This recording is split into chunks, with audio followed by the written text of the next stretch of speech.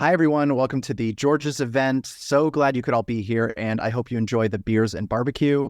I wish I could be there to enjoy it all with you. I'm excited to talk a bit about what went into the filmmaking of The Creator with you all. So thank you so much to Cream Source for having me, and to Sony and Atomos for sponsoring the event. Awesome. Oren, great intro, and thanks for taking your time. It's been, I imagine, a whirlwind for you post The Creator and its It release. has, yes, but it's Yeah. been fun. This is sort of the fun part. The hard part is making the film, and the fun part is putting it out into the world and letting it continue live the next phase of its life without us. It's like getting its own apartment after university. We've nurtured it up until now, and now it goes out into the world and finds its people. Well, it's fantastic, I must say. I had the privilege of watching it at the new IMAX cinema in Sydney. Took my family and didn't really know what to expect from the film because we didn't have too much of an inkling or knowledge of what the film was about beforehand, which I love. I love walking into films that way. And it was, I got to say, it was really an amazing film in general, and the images were stunning. Everything about it, I think, was fantastic. So, firstly, well done and Thank you. congratulations. I think it's Thank you. Yeah. really, really great. Before we dive into the film, I think it'd be nice for us to know a little bit about Oren. If you can tell us a little bit about yourself and your journey to becoming, where you are in your career now. Yeah, I think I probably would like to know a little bit about Oren too. Still figuring it out, but yeah, I'm a cinematographer. I've been doing this professionally for about 10 years. I went to NYU Film School in New York City. It's where I got my film education, graduated, like I said, 10 years ago. And I've been working in commercials, music videos, short form, a lot of short films, as well as some indie features. This is my first studio level film, so it's definitely a big leap up for me career wise. And in some ways, even after 10 years, just getting started in the next phase of my career. Right. Well, yeah, it's not every day that an opportunity like this presents itself to to a cinematographer. No kidding. let alone someone like yourself that hasn't done a studio picture before. How does something like that happen? How did that happen for you? Yeah, the way it happens is you have an Australian DP who happens to be quite well renowned as your mentor, and I've been extremely fortunate to be able to call Greg Fraser a mentor for a number of years now, and he's been very generous with that, and is with other filmmakers as well. So yeah, just got very lucky in meeting him at the right time and keeping in touch, and he's been keeping tabs on my work. When this opportunity came up, he thought of me and called me up, and a month later I was in Thailand prepping the film. Wow. Well, sounds like a fairy tale a little bit, but that's yes, it still feels like one too. So definitely very, very grateful for the whole thing. It's been very incredible. So I guess the one of the things I guess that I take from that is that having good, strong relationships is super important in this industry, and obviously having a great mentor, regardless of what level you're at, I think is in any just in life is also very important. So yeah, I mean, I think relationships really are everything. Like technique and knowledge, all of that's important. It's not unimportant, but ultimately what leads to a sustainable and growing career is relationships. Now, in my instance, happened to be a relationship with a mentor, and some people don't have those opportunities, and I certainly didn't for a long time until I met Greg. So that's not to say that a mentorship is necessary, because this type of opportunity can also come from a relationship with a director, for example, or a producer or somebody else who is in your corner and willing to give you a shot. And I think that ultimately that's the important takeaway is it's the idea of the relationships and the knowledge that being proactive about that and about seeking out those and building those relationships is really the cornerstone of a lasting career for sure. Right. Well, going back to the film, I think it just looks so spectacular. I'd love to dive into what the building blocks were for establishing the look and the aesthetic for this film. How was that approached with yourself and Greg on this film? Well, I think the most important component is Gareth, the director.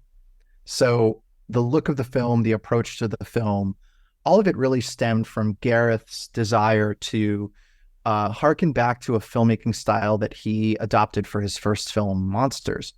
And Monsters, for people who don't know, was a micro budget film that Gareth shot with a micro crew, 7 people traveling around on location in Mexico and Central America, made with a very low budget. It was about $320,000 at the time. And this film came out in 2010 and really is what put Gareth Edwards on the map and got him Godzilla and then subsequently Rogue One. So the guerrilla style that he adopted on that film was really the blueprint for the creator. Gareth was his own cinematographer on that film and operated the camera. The lighting approach was hyper naturalistic. It was all shot on location in real places with available light. And the visual effects in that film were all designed in post, and they were designed to the footage and not the other way around, which is typically how it's done on visual effects driven films. Is you design all your visual effects and then you try to chase after that look that you've designed on set by setting up green screens or shooting partial sets on stages and all that stuff. So for this film, Gareth really wanted to embrace that filmmaking approach and that aesthetic, that sort of pseudo documentary kind of feel that feels very spontaneous, authentic, and creates a really immersive sense of a real space that we're transporting and immersing an audience into. So all of that was really the foundation, the building blocks of how we wanted to approach making this film and what we wanted it to look and feel like. Now, on top of that, we also wanted it to look and feel like an epic sci-fi film. So it was really about sort of finding the meeting point between those two worlds. And it's like, how can we sort of take this pseudo-documentary filmmaking approach, this kind of guerrilla indie approach, but make a film that looks and feels like Blade Runner or Alien with that filmmaking approach? Like, what is the meeting point of that? What does a documentary with robots look like that's shot on location, but it still exists in this elevated sci-fi world? So it was all about sort of finding the meeting point between those two approaches and that aesthetic. And I think that drove pretty much every decision that we made in terms of how to make the film and how to approach it.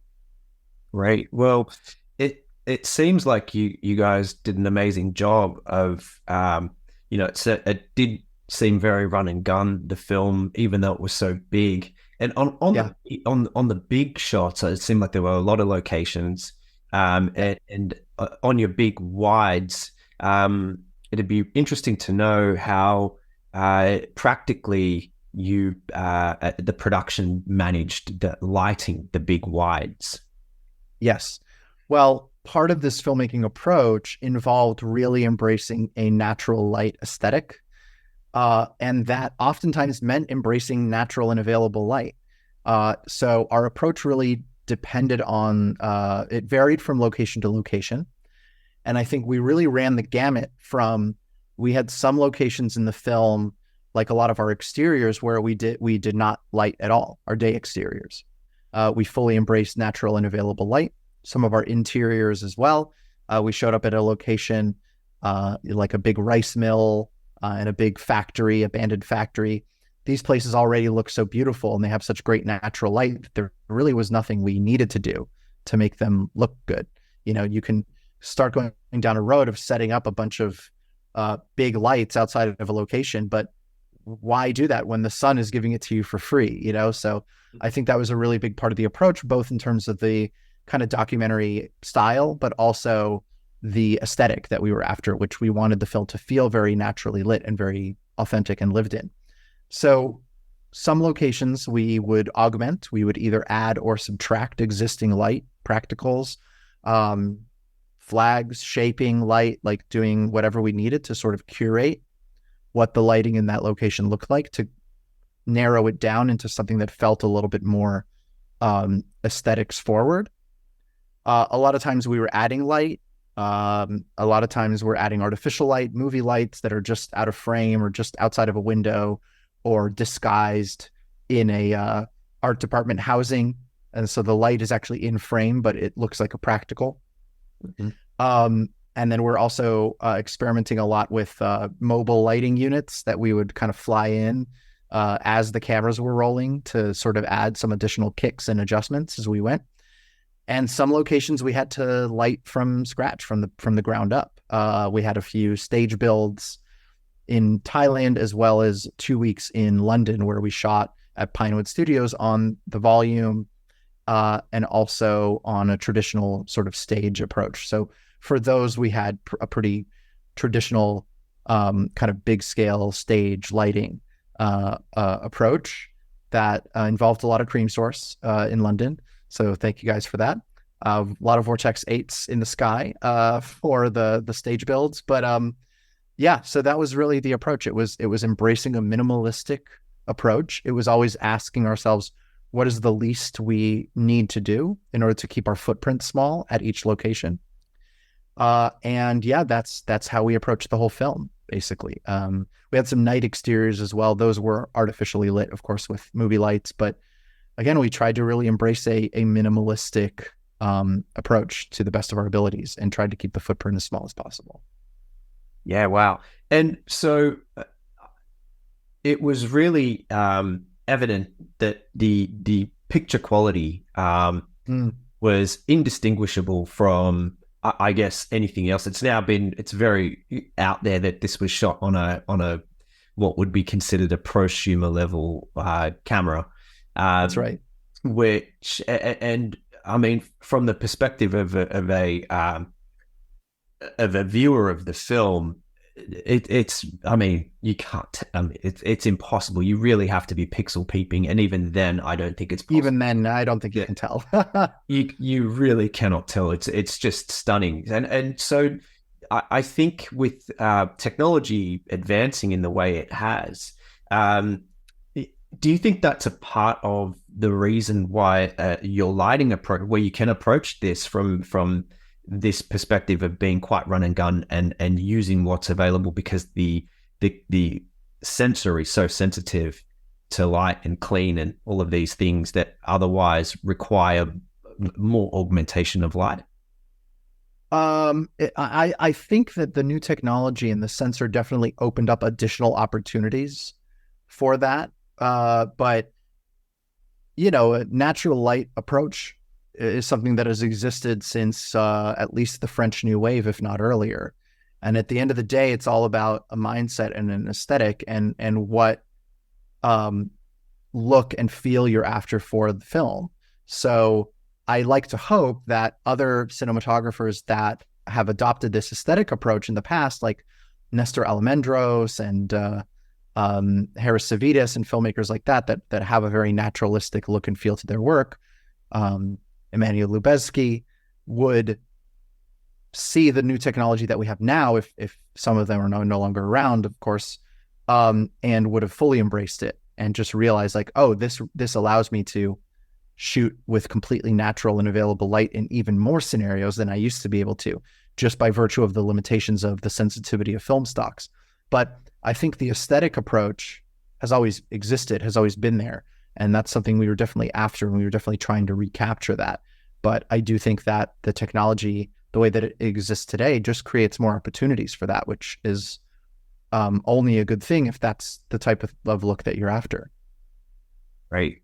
So can we dive into a little bit of an understanding of what was the logic or the thought process around choosing the tools that you used for acquisition on this film? Yeah. So this sort of run and gun guerrilla documentary style that we've been talking about requires a small footprint in order to be nimble. And nimbleness was really the key for everything. It allowed us to access hard to get to locations. It allowed us to be very flexible on the day. And most importantly, I think it imbues the film and it gives Gareth the opportunity to shoot scenes and scenarios and locations that feel very authentic and lived in, and imbue the movie with a filmmaking style that feels reactive and it feels spontaneous and it feels electric and energetic and exciting. And in order to do that, he needs the physical freedom to be able to move the camera and move around in a space physically in order to do that. I think maybe an important detail that I may have not mentioned is that Gareth was operating the camera throughout the whole film, which he's done both on Monsters as well as on a lot of Rogue One. So he's really in control and in the lead in terms of where the camera is going and what it's filming and what it's looking at any given time. So our job really became about creating and uplifting and supporting the environment in which Gareth can create the film in the way that he wants and imbue it with that energy. And that led us to choosing lightweight lighting tools, LED, battery-powered LEDs, small lighting package, small footprint, and the FX3 in various gimbal rigs in order to, it all contributed to this idea of keeping a nimble and small footprint and keeping the flexibility and freedom at a maximum at any given time on set. Great. And I noticed you also recorded into the Ninja 5. That's correct. What was the logic for that? Directly to that, yeah. Well, it's quite simple. We tested the internal recording format in the FX3 and determined that it wasn't quite robust enough in terms of color and dynamic range for what we were looking for. Considering that the film was going to go through a lot of visual effects work and a whole post-production workflow with photocam. So as amazing as the FX3 was, I think it's also important to remember that it is a $4,000 camera and it comes with certain limitations that we had to work around. Thankfully, the camera does output 4K RAW, and the Atomos Ninja V recorder, V Plus, can record ProRes RAW and capture that raw format out of the Sony. And actually, it was that format that's what unlocked the camera for us. That's what really allowed us in the assessments to realize, oh, the imagery and the color depth and the information and the dynamic range that this camera is actually capable of capturing once you tap into the RAW and record onto the Ninja recorder actually is what puts it up into the level of, oh, this footage could intercut with or be completely interchangeable with Alexa and nobody would really notice. So yeah, it was really instrumental to get that recording quality that we were after, considering all the visual effects work and color we knew that we were going to have to do on the film. I guess mentioning before, you worked on a lot of shorter form projects, music videos and whatnot. After, I guess, post doing your first studio film, what's your takeaway? What's the thing that you've learned the most from doing such a project? I think the most important thing I learned, because there's so many, each film really has its own unique individual circumstances. Like a lot of the technical and logistical approaches that I maybe learned on this film were kind of unique to this film. There's some of them that you can carry on with you and some that are not relevant. And that's going to be the case with any project, and certainly is the case with any project I've worked with on the past. But I think my biggest takeaway on this film was the power of relationship and collaboration, to loop all the way back to what we talked about at the start, is that the process of collaborating with a director like Gareth, who's so visionary and so bold in his vision, but is also so open to bringing other people into that vision and making us a part of it and empowering his collaborators to contribute to this world, as well as my collaboration with Greg as co-DPs. That really inspired something in me that I think has always been there. I've always really loved the collaboration part of filmmaking and the collaborative nature of it. But I think this movie really kicked that into overdrive, and it made me realize not only how much I love it, but how important it is and how maybe essential it is more than anything to creating something of high quality and something artistic that everybody who worked on it is proud of and feels connected to and feels a part of. And I think that at the end of the day, that's all anybody can really hope for and ask for in a film or in any project, is to feel a connection to it. And I think that that connection really comes from the people that you're working with and the people you surround yourself with. So that was probably my biggest takeaway, and something that I would love to impart and sort of really go back to banging that drum of building that circle of collaborators is just essential to having a good experience working in the industry. I mean, there's a reason Martin Scorsese is out with a new film that's his 10th time working with Robert De Niro, and works with the same crew. Well, actually, a lot of all these directors work with the same producers, and they tend to work at the same crew that keep coming back. Is because once you kind of build that circle, that's the real fertile ground for high quality creative work.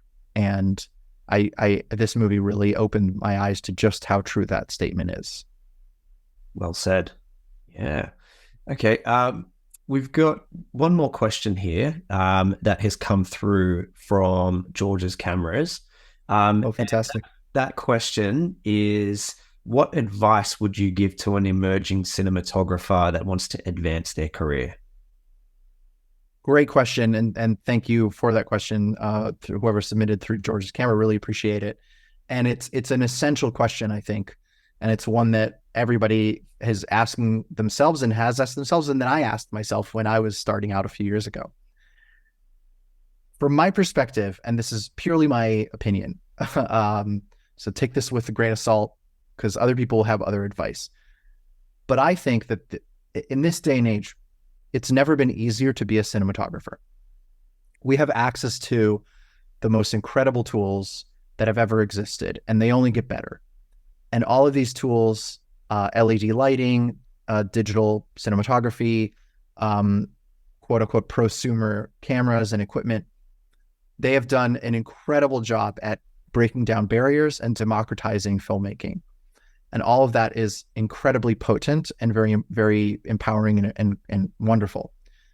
It's a double-edged sword, though, because what it means is that there's a lot more people out there who are jockeying for the same career and the same success and the same opportunities.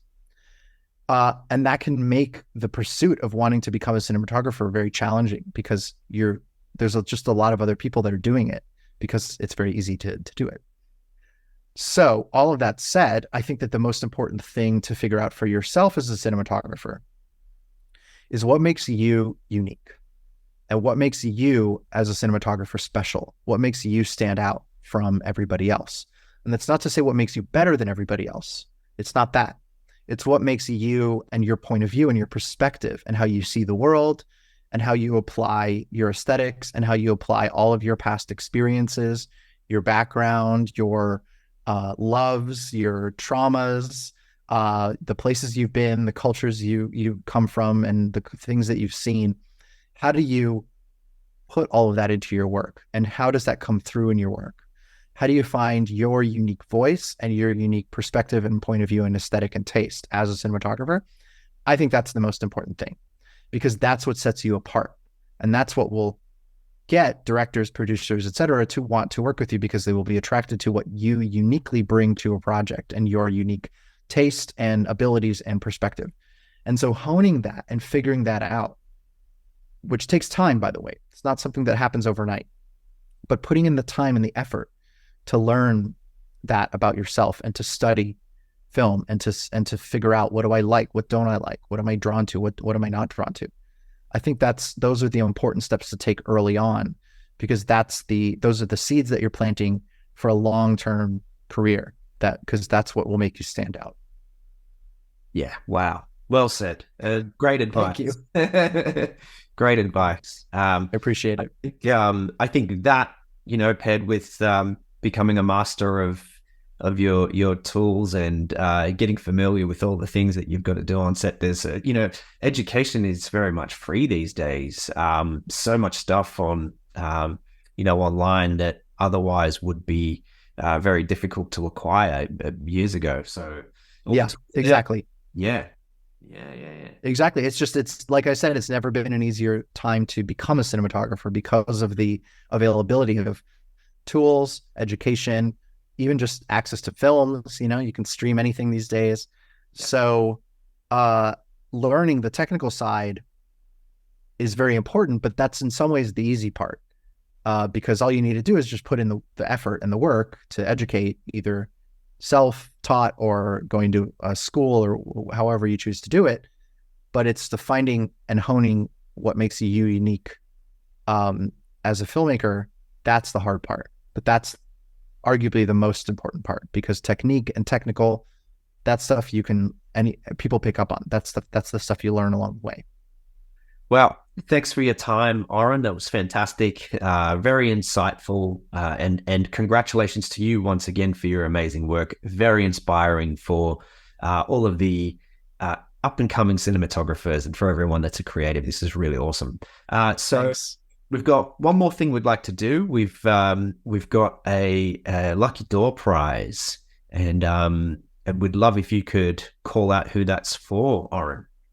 That's right. So the winner of the door prize, which is an Atomos Ninja 5, is Alex Milan. Congratulations. Well done. Alex. Well done. Hopefully you can pair it with your FX3 and record ProRes RAW the same way we did. And we've also got two more prizes that we're giving out. We've got the Cream Source Micro Color, and also Sony are giving away a $300 voucher. So thanks to everyone for coming today. Oren, once again, thank you for your time. If I could just let everyone know, please, if you don't follow Oren on social media, please follow him on all of the channels. As well as, Oren, you do a really cool podcast, the Cinematography Salon, I think. That's right. Yeah. I'm currently retired as co-host of the podcast, but we did do a really nice run of episodes earlier this summer, as part of our season 1. And for season 2 of the podcast, which I think launches this week, I am back on as a guest. So it's a fun full circle moment for all of us who worked on it. But yeah, we had some really great prior conversations with some really cool directors and filmmakers and cinematographers. So definitely check that out. And thanks again for having me. This was a real treat. Awesome. Thanks again, Oren. Okay. Cheers.